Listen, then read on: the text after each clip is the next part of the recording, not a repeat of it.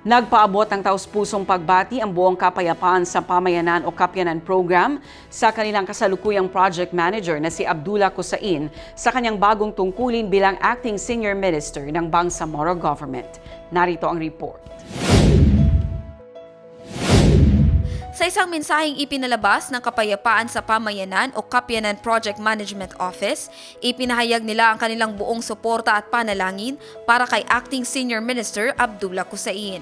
Si PM Kusain o mas kilala bilang Sir Dong ay umuupong project manager ng Kapyanan. Ayon sa Kapyanan, ang pagkakatalaga sa kanya ay patunay ng tiwala at pagkilala sa kanyang kakayahan, dedikasyon at malasakit sa paglilingkod sa Bangsamoro. Bilang bagong acting senior minister, ipinaabot din ng Kapyanan na sa bagong tungkulin at responsibilidad ay ang pag-asa at panalangin ng buong Kapyanan para sa isang pamumunong may karunungan, tagumpay at tunay na serbisyong publiko. Jen Garcia, iMinds, Philippines.